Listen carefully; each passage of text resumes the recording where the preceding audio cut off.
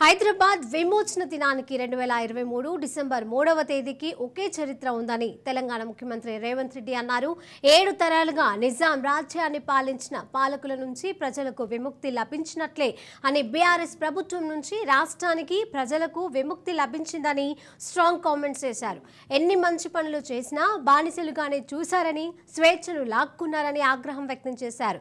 నిజాం ప్రభువుల ఆగడాలను తట్టుకోలేక నాడు తిరుగుబాటు చేస్తే నేడు గులాబీ నేతల నుంచి రాష్ట్రాన్ని కాపాడుకున్నారని వివరించారు. స్వేచ్ఛ లాక్కుంటే ఊరుకునేదే లేదని స్పష్టం చేశారు.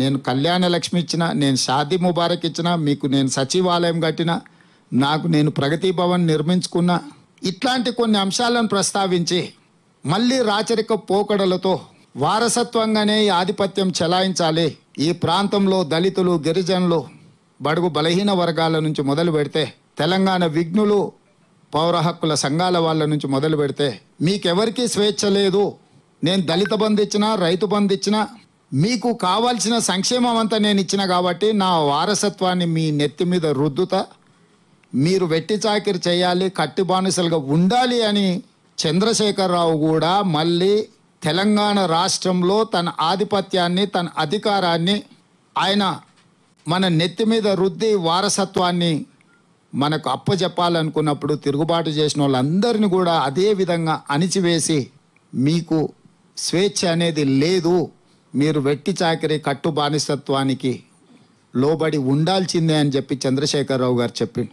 వారి ఎన్నికల ఉపన్యాసాలను మీరు ఆ సరళిని గమనించండి, ఆయన నిర్వహించిన విధానాన్ని, ఆయన విశ్లేషించిన విధానాన్ని మీరు ఒకసారి గమనించండి మీడియా మిత్రులుగా. ప్రతిసారి నేను కాళేశ్వరం కట్టినా, దళిత బంధు ఇచ్చినా, రైతు బంధు ఇచ్చినా, కళ్యాణ లక్ష్మి తెచ్చినా, షాదీ ముబారక్ పంచిపెట్టినా, సచివాలయం కట్టినా, ప్రగతి భవన్ కట్టినా, ఇలాంటి వాటిని చూపించి మీరు ఎలాంటి నిరసన కార్యక్రమాలు చేయడానికి వీల్లేదు, ప్రజల హక్కు కోసం ఏర్పాటు చేసిన ధర్నా చౌక్ నుంచి బంద్ పెడితే వారు ఎవరికి దర్శనం ఇచ్చేవాడు కాదు, ఏ సమస్యలు వినేవాడు కాదు, ఏ విజ్ఞప్తులను తీసుకునేవాడు కాదు. అన్నీ నాకు తెలుసు, అన్నీ తానే నడపాలన్న ఆలోచనతోని తన వారసత్వాన్ని మన నెత్తి మీద రుద్దాలనుకున్నప్పుడు తెలంగాణ సమాజం అప్రమత్తమై మార్పు కావాలి, కాంగ్రెస్ రావాలి అన్న ఆలోచనతోని డిసెంబర్ 3, 2023 నాడు తీర్పు ఇవ్వడంతో 75 సంవత్సరాల తర్వాత మళ్ళీ అంతే ప్రాధాన్యతతో కూడుకున్న తీర్పు ఈ ప్రాంత ప్రజలకు స్వేచ్ఛ మళ్ళీ ప్రజలే తెచ్చుకున్నారు. పారదర్శకమైన పరిపాలనను ప్రజలకు అందుబాటులోకి తీసుకురావడానికి మా ప్రభుత్వం ఈ 100 రోజుల్లో నిరంతరం ప్రయత్నం చేసి పరిపాలనలో సమూలమైన మార్పులు తీసుకొచ్చి ప్రజలకు అందుబాటులోకి తీసుకొచ్చే పరిపాలనను మేము అందించే ప్రయత్నం చేసినాము. సంక్షేమానికి సంబంధించి గతంలో ఆనాడు 2004, 2014లో మా ప్రభుత్వం కాంగ్రెస్ పార్టీ అధికారంలో ఉన్నప్పుడు డాక్టర్ వైఎస్ రాజశేఖర రెడ్డి ముఖ్యమంత్రి గారు తీసుకున్న నిర్ణయాలను కొనసాగిస్తూనే, అది ఉచిత కరెంటు కావచ్చు, రాజీవ్ ఆరోగ్యశ్రీ కావచ్చు, ఫీజు రియంబర్స్మెంట్ కావచ్చు, ముస్లిం మైనారిటీ 4% రిజర్వేషన్ కావచ్చు, ఆ రోజు తీసుకున్న ఎన్నో విధానపరమైన నిర్ణయాలను కొనసాగిస్తూనే 6 గ్యారంటీలు ఏవైతే మేము ఇచ్చినామో, ఆర్టీసీ బస్సులలో ఆడబిడ్డలకు ఉచిత ప్రయాణాన్ని 7 అధికారాన్ని చేపడితే 48 గంటలు తిరిగే లోపలనే డిసెంబర్ 9 నాడు ఉచిత బస్సు ప్రయాణం ఆడబిడ్డలకు కల్పించినాం. ఈ రోజు వరకు ఈ 100 రోజుల్లో 26 కోట్ల మంది మహిళలు ఉచిత బస్సు రవాణా సౌకర్యాన్ని వినియోగించుకున్నారు. రాజీవ్ ఆరోగ్యశ్రీని నిర్వీర్యం చేస్తే మేము వచ్చిన ఎంబడే 48 గంటల్లోనే పేదలకు 10 లక్షల రూపాయలతోని ఉచిత కార్పొరేట్ వైద్యాన్ని అందించడానికి చాలా అదనపు జబ్బులను కూడా అందులో చేర్చి ఈరోజు పేద ప్రజలకు వైద్యాన్ని అందించే సంక్షేమ పథకాన్ని మేము అమలు చేస్తున్నాము. 500 రూపాయలకే సిలిండర్ ఇస్తామని మొదలుపెట్టినాం. ఇప్పటికీ 8 లక్షల కుటుంబాలు 500 రూపాయల సిలిండర్ సంక్షేమ పథకాన్ని ఈరోజు అందుకున్నారు. భూమి లేని పేదలకు ఇళ్లలో కరెంటు బిల్లులు కూడా మోగుతున్నాయన్న ఆలోచనతోని తెల్లని రేషన్ కార్డు ఉన్న ప్రతి పేదవాడికి 200 యూనిట్ల వరకు ఉచిత కరెంటు ఇస్తామని చెప్పి దాన్ని అమలు చేసినాం. ఇప్పటికీ 38 లక్షల కుటుంబాలు ఈ పథకాన్ని హైదరాబాద్ విమోచన దినానికి 2023 డిసెంబర్ 3వ తేదీకి ఒకే చరిత్ర ఉందని తెలంగాణ ముఖ్యమంత్రి రేవంత్ రెడ్డి అన్నారు. 7 తరాలుగా నిజాం రాజ్యాన్ని పాలించిన పాలకుల నుంచి ప్రజలకు విముక్తి లభించినట్లేనని, బీఆర్ఎస్ ప్రభుత్వం నుంచి రాష్ట్రానికి ప్రజలకు విముక్తి లభించిందని స్ట్రాంగ్ కామెంట్స్ అయితే చేశారు. ఇక ఇదే అంశానికి సంబంధించి మరిన్ని updates political editor Aravind live ద్వారా అందజేస్తారు. Aravind, over to you. Aravind garu, మీరు చెప్పండి, 100 రోజుల అంటే ఈ రోజు ముఖ్యమంత్రి గారు మాట్లాడినటువంటి విషయాలు ఏంటంటే 100 రోజులు పూర్తయ్యాయి. ఈ 100 రోజులు ముఖ్యమంత్రిగా నేను బాధ్యతలు స్వీకరించి పనిచేశాను. ఇక ముందు నేను అసలు పార్టీ అధ్యక్షునిగా బాధ్యతలు చేపట్టి పార్టీకి సంబంధించిన పునరాలోచనలు కానీ దీనికి సంబంధించి అన్ని కూడా గేట్లు ఓపెన్ చేశానని కామెంట్స్ అయితే చేశారు. అసలు ఏంటి ఈ గేట్లు ఓపెన్ చేశాను అనడానికి, ఇక ముందు ఏం చేయాలనుకుంటున్న దానికి సంబంధించి చెప్పండి. గేట్లు ఓపెన్ చేయటం అనేటటువంటి విషయానికి వచ్చేసరికి గేట్లు ఇన్నాళ్ళు ఓపెన్ చేస్తే మీ బీఆర్ఎస్ పార్టీలో ఎవరు మిగలరు అనే మాట కాంగ్రెస్ శ్రేణుల నుంచి వస్తున్నటువంటి పరిస్థితి ఉంది. అయితే ఇప్పుడు ఈరోజు ఉదయం మీట్ ద ప్రెస్ సందర్భంగా, మీట్ ద మీడియా సందర్భంగా రేవంత్ రెడ్డి చెప్పినటువంటి మాట ప్రత్యేకంగా ఏంటంటే, నేను ఇప్పటికీ పొద్దునే గేట్ తెరిచాను, గేట్లో నుంచి అటువైపు నుంచి ఇద్దరు వచ్చేసారు మా దగ్గరికి, ఒక సిట్టింగ్ ఎంపీ అట్లాగే ఒక సిట్టింగ్ ఎమ్మెల్యే అధికారికంగానే ఈరోజు ప్రకటించినటువంటి పరిస్థితి ఉంది. అంటే సిట్టింగ్ ఎమ్మెల్యే, సిట్టింగ్ ఎంపీ రావటం అనేది దీంట్లో ముఖ్యంగా సిట్టింగ్ ఎమ్మెల్యేగా ఉన్నటువంటి దానం నాగేందర్ రావటం గర్వాపసిగా ఫీల్ అవుతున్నటువంటి పరిస్థితి ఉంది. దీనికి సంబంధించిన అంశం ఇట్లా ఉంటే, మొత్తం రాజకీయాల్లో ఇక ఈ 100 రోజుల పాటు కేవలం ముఖ్యమంత్రిగా రాష్ట్రానికి సంబంధించినటువంటి పలు అంశాలని, రాష్ట్రాలకు సంబంధించినటువంటి పలు నిర్ణయాలని మీద నేను కాన్సన్ట్రేట్ చేశాను తప్ప ఇప్పటివరకు రాజకీయం చేయలేదు. ఇక రాజకీయం చేయటం మొదలుపెట్టాను కాబట్టి ఇక రాజకీయమైనటువంటి సవాళ్లే ఉంటాయి, రాజకీయపరమైనటువంటి చర్యలే ఉంటాయి. ఇప్పుడు అది కొంతకాలం పాటు రాష్ట్ర ప్రభుత్వ యంత్రాంగం అంతా, రాష్ట్ర ప్రభుత్వానికి సంబంధించిన కీలకమైనటువంటి వ్యవహారం అంతా ఎన్నికల కమిషన్ చేతిలో ఉంటాయి కాబట్టి ఇప్పుడు నాకు ఫ్రీ టైం దొరికింది అంటూ చిన్న చెణుకు కూడా విసిరినటువంటి పరిస్థితి ఉంది.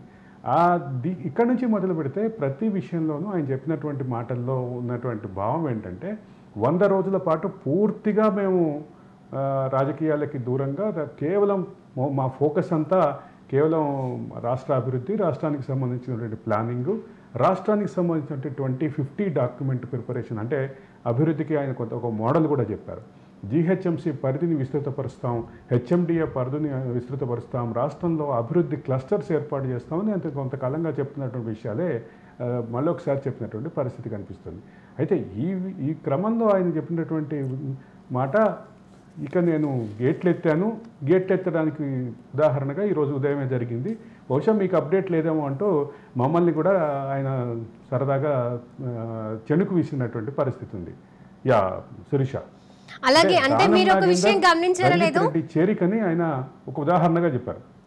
అయితే ఒక విషయం గురించి, సెప్టెంబర్ 17, 1948 అండ్ డిసెంబర్ 3, 2023 అంటే వీటికి సంబంధించిన సారూప్యత గురించి మాట్లాడారు. అంటే అసలు దీనికి వెనకాల ఉన్న రీజన్స్ ఏంటి? సెప్టెంబర్ 17ని ఆయన మొదలుపెట్టేటప్పుడే ఆ విషయాన్ని ప్రస్తావిస్తూ ఆయన ఉపన్యాసం మొదలుపెట్టారు. దానికి సంబంధించిన ఎక్స్ప్లెనేషన్ కూడా ఇచ్చారు. అంటే సెప్టెంబర్ 17 అనేది తెలంగాణ జాతి మొత్తం ఊపిరి పీల్చుకున్నటువంటి రోజు.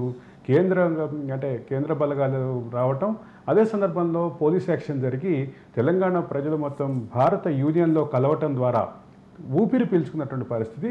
అదే రకమైనటువంటి ఒత్తిడి, అదే రకమైనటువంటి ఇబ్బంది కూడా ఈ 10 ఏళ్ల కాలంలో తెలంగాణ సమాజం మీద ఉంది. తెలంగాణ సమాజం కూడా అదే రకంగా ఊపిరి పీల్చుకుంది అని చెప్పడం ద్వారా ఈ రెండింటికి సారూప్యతను ఆయన చాలా క్లియర్గా చెప్పారు. అక్కడే ఒక మాట చెప్పారు, నిజాం కాలంలో 7వ నిజాం వరకు అభివృద్ధి జరిగింది, అభివృద్ధి జరిగే క్రమంలో మేము అభివృద్ధిస్తున్నాం కాబట్టి మీరు బానిసలుగా ఉండాలి అని చెప్పి గత ప్రభుత్వం, అంటే ఆ భావాన్ని గత ప్రభుత్వం పాటించింది. మేము రైతు బంధు ఇస్తున్నాం, మేము కళ్యాణ లక్ష్మి ఇస్తున్నాం, మేము బీసీ బంధు ఇస్తున్నాం, మేము మన రైతులకి సంక్షేమ పథకాలు ఇస్తున్నాం, మిగతా సంక్షేమ పథకాలు ఇస్తున్నాం కాబట్టి సంక్షేమ పథకాలు తీసుకుని మీరు మాకే బానిసలుగా ఉండండి, లేదా మాకే అనుకూలమైనటువంటి ఓటేయండి అనేటటువంటి భావం ఏదైతే బీఆర్ఎస్కి ఉండేదో ఆ భావాన్ని మేము బ్రేక్ చేయడం ద్వారా మొదట తెలంగాణ ప్రజలు ఇవాళ స్వేచ్ఛగా ఫీల్ అవుతున్నారు, చాలా హ్యాపీగా ఫీల్ అవుతున్నారంటూ ఈ 100 రోజుల పాలన ఒక స్వేచ్ఛతో కూడినటువంటి ప్రజాపాలనగా చెప్పేటటువంటి ప్రయత్నం అయితే రేవంత్ రెడ్డి చేశారు. ఈ చేసే క్రమంలోనే ఆయన ఒక విషయం క్లియర్గా చెప్పింది ఏంటంటే 7 నిజాములు కూడా భావించింది, ముఖ్యంగా 7వ నిజాం భావించింది ఈ అభివృద్ధి ఫలాలు చూసి మాకు ఓటేస్తారనుకున్నారు, ఈ అభివృద్ధి ఫలాలను చూసి మాకు వేస్తారనుకునే క్రమంలో వాళ్ళు అన్నది అయింది, వాళ్ళు ఏదైతే కోరుకున్నారో ఆ కోరుకున్నది జరిగింది. కానీ కాసిం రజ్వీ పాలన, కాసిం రజ్వీకి చేసినటువంటి ఆగడాలు, అదే సందర్భంలో తెలంగాణ సమాజం ఆత్మవిశ్వాసాన్ని, ఆత్మగౌరవాన్ని కోరుకునేటువంటి సమాజం, ఆ సమాజాన్ని ఇబ్బందులు పాలు చేసిన కారణంగా ఈ రకమైనటువంటి పరిస్థితి వచ్చింది, నిజాం పాలనలో అట్లా వచ్చింది అంటూ ఆయన కాసిం రజ్వీకి సంబంధించిన ఉదాహరణ తీసుకొచ్చారు. నిజాం మంచోడు అంటారు, మరి నిజాం మంచోడా కాదా పక్కన పెడితే కాసిం రజ్వీ మాత్రం చాలా అరాచకుడు అంటే ఒక మీడియా మిత్రురాలు, మరి మీరు నిజాం పాలనతో పోలుస్తున్నారు, మరి కాసిం రజ్వీ గురించి ఏం చెప్పట్లేదు అంటే ఆయన క్లియర్గా అప్పుడు చెప్పిన మాట ఐజీ ప్రభాకర్ రావు పేరు చెప్పారు.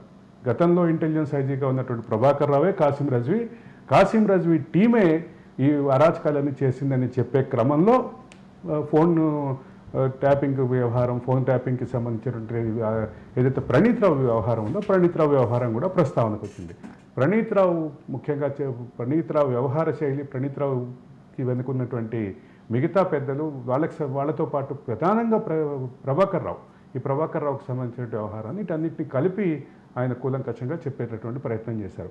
అయితే దానికి కొనసాగింపుగా గతంలో మీరు ప్రతిపక్షంలో ఉన్నప్పుడు కొంతమంది అధికారులు మిమ్మల్ని వేధించారు కదా, వారిని ఎట్లా ట్రీట్ చేస్తారు అనేటటువంటి ప్రశ్న వచ్చింది.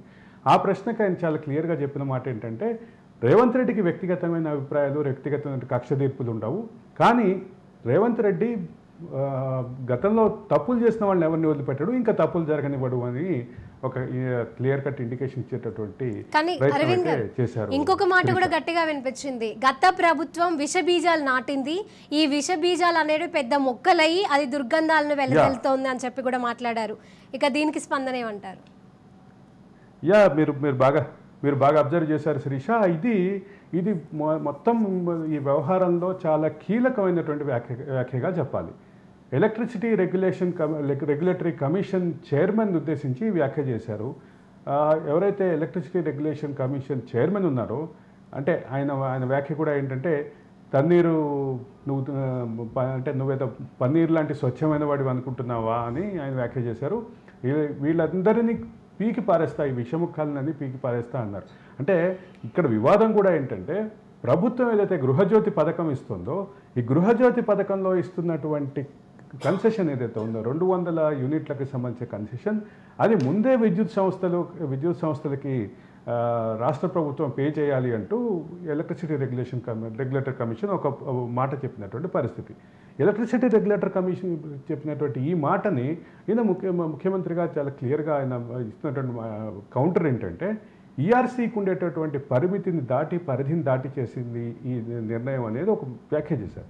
వ్యాఖ్య చేసే క్రమంలోనే ఆయన ఒక మాట ఏమన్నారంటే, ఈ మొత్తం వ్యవహారంలో ఇప్పుడు గుర్తొచ్చింది ఈఆర్సీకి విద్యుత్కి సంబంధించిన రీపేమెంట్ గురించి, మరి గత ప్రభుత్వంలో ఇచ్చినటువంటి హామీలు, గత ప్రభుత్వంలో ఇచ్చినటువంటి విద్యుత్ ఏవైతే సబ్సిడీలు ఉన్నాయో దాని విషయం ఎందుకు ప్రస్తావన చేయలేదు? అదే సందర్భంలో విద్యుత్ సబ్సిడీల పేరు మీద, విద్యుత్ ఉచిత కరెంటు రైతులకు ఇస్తామనే పేరు మీద మొత్తం అసలు విద్యుత్ వ్యవస్థనే నాశనం చేశారు, అప్పులు బాగా తెచ్చారు, దీన్ని బూచిగా చూపించి చేశారు అనేది రేవంత్ రెడ్డికి సంబంధించి. అలాగే అరవింద్ గారు, మీరు అప్పుల విషయానికి వచ్చారు కాబట్టి నేను అప్పులకు సంబంధించి ఒక విషయం అడగదలుచుకున్నాను. ఒకప్పుడు 6,000 కోట్ల అప్పులు చెల్లించాల్సిన మన రాష్ట్రం ఇప్పుడు 64 కోట్ల అప్పులు చెల్లించాల్సి వస్తోంది. మరి దీని మీద మాట ఏమంటారు? ఎందుకు 6,000 నుంచి 64,000 కోట్ల వరకు పెరిగిందంటారు?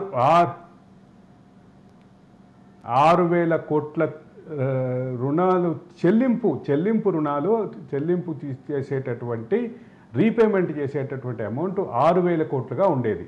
ఆ 6,000 కోట్లుగా ఉండేటటువంటి రీపేమెంట్ అమౌంట్ని ఇప్పుడు 64,000 కోట్లకు వచ్చింది. 64,000 కోట్లు పోయి ఇప్పుడు లేటెస్ట్గా 70,000 కోట్లు అయింది. 60% పెరుగుదల జరిగింది. 600% పెరుగుదల జరిగింది. దీనికి కారణం ఎవరు? దీనికి గత ప్రభుత్వమే కదా కారణం అనేటటువంటి అంశం ప్రస్తావన చేశారు. అయితే ఒక మిత్రుడు మరొక క్వశ్చన్ అడిగాడు, ఇవన్నీ పక్కన పెడదాము, కానీ ఇంత విస్తృతంగా అభివృద్ధి కార్యక్రమాల పేరిట, సంక్షేమ కార్యక్రమాల పేరిట గత ప్రభుత్వం చేసినటువంటి వాటిలో ప్రతి దాంట్లోనూ అవకతవకలు ఉన్నాయనేటటువంటి ప్రస్తావనలు వస్తున్నాయి కదా అంటే, ప్రతి స్కీము ఒక స్కామే అంటూ ఆయన దానికి సంబంధించి చమత్కరించి మరి దీనికి ఎప్పుడు అంటే ఎప్పుడు ఏ సందర్భంగా ఏ రకమైనటువంటి శిక్షలు ఉంటాయి, ఏ రకమైనటువంటి విచారణలు ఉంటాయి అంటే ఆయన ఒక పోలిక తీసుకొచ్చి చెప్పారు. అది ఏంటంటే కసబ్ ఎవరైతే ఉన్నారో, కసబ్ పాత్ర బాంబే అల్లలలో, తాజ్ హోటల్ పేలుళ్లలో కసబ్ పాత్ర ఏంటో అందరికీ తెలుసు. కానీ కసబ్ని కూడా ఒక న్యాయ ప్రక్రియ ప్రకారం, విధానం ప్రకారమే మనం దానిపైన శిక్ష విధించగలిగాము అనేది ప్రస్తావన చేస్తూ, ప్రతిదానికి ఒక సమయం ఉంటుంది, దానికి ఒక ప్రాసెస్ అయితే జరుగుతోంది, ప్రతి కేసులకి ఆ రకమైనటువంటి ముగింపు అయితే రాబోతుంది అంటూ ఆయన చాలా క్లియర్గా సమాచారం అయితే చెప్పారు. ఇంతకు ముందు మీరే అన్నారు జిహెచ్ఎంసీ హెచ్ఎండి అని, అంటే ప్లస్లు మైనస్ల గురించి ఆలోచించినప్పుడు జిహెచ్ఎంసీ కాస్త హెచ్ఎండిఏ విస్తరణకు సంబంధించి కూడా మాట్లాడారు. మరి దీనికి సంబంధించిన అప్డేట్స్? ఆయన జిహెచ్ఎంసీకి సంబంధించి ఇప్పుడు ఔటర్ రింగ్ రోడ్ లోపల ఉన్న ప్రాంతం అంతా జిహెచ్ఎంసీగా మార్చబోతున్నట్టుగా చెప్పారు. అంటే జిహెచ్ఎంసీ లోపల ఉన్నటువంటి మిగతా మున్సిపల్ కార్పొరేషన్లు కానీ, మిగతా మున్సిపల్ కౌన్సిల్ కానీ ఇవన్నీ ఇప్పుడు జిహెచ్ఎంసీలో మెర్జ్ కాబోతున్నాయని చెప్పారు. అది కూడా జిహెచ్ఎంసీ ఎన్నికల్లోపే ఆ ప్రాసెస్ కూడా పూర్తవుతుందని చెప్పారు. అదే సందర్భంలో రీజనల్ రింగ్ రోడ్డు వరకు జిహెచ్ఎంసీ పరిధి దాటి కూడా ఉన్నటువంటి ప్రతిపాదిత రీజనల్ రింగ్ రోడ్డు వరకు హెచ్ఎండిఏ లిమిట్ రాబోతుందని చెప్పారు. ఇది ఒక ప్రధానమైనటువంటి విధానపరమైనటువంటి నిర్ణయంగా చెప్పాలి. మున్సిపల్ అడ్మినిస్ట్రేషన్ శాఖలో ఇది ఒక ప్రధానమైనటువంటి ఒక బ్లాస్టింగ్ డెసిషన్గా చెప్పాలి.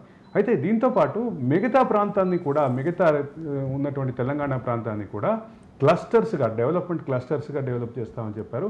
అయితే ఈ జిహెచ్ఎంసీకి సంబంధించినటువంటి డిస్కషన్లోనే మరొక చమత్కారమైనటువంటి బాణం కూడా విసిరారు ముఖ్యమంత్రి. అదే బాలకృష్ణకు సంబంధించినటువంటి, శివబాలకృష్ణకు సంబంధించి కూడా ఒక చమత్కార బాణం అయితే విసిరారు. ఈ మొత్తం మీద రేవంత్ రెడ్డి మొత్తం ఈరోజు ఇంటరాక్షన్ అంతా ఒక సరదా వాతావరణంలో జరిగినప్పటికీ చాలా విధానపరమైనటువంటి నిర్ణయాల్ని, అదే సందర్భంలో రాజకీయపరమైనటువంటి నిర్ణయాల్ని, రాజకీయపరమైన అభిప్రాయాల్ని, విధానపరమైన నిర్ణయాల్ని చాలా బలంగా అయితే చెప్పడానికి రేవంత్ రెడ్డి ప్రయత్నం చేశారు. ఆ రకమైనటువంటి స్పష్టత కానీ, క్లారిటీ కానీ ఇచ్చేటటువంటి ప్రయత్నం అయితే చేశారు Sirisha. Right, thank you Aravind గారు.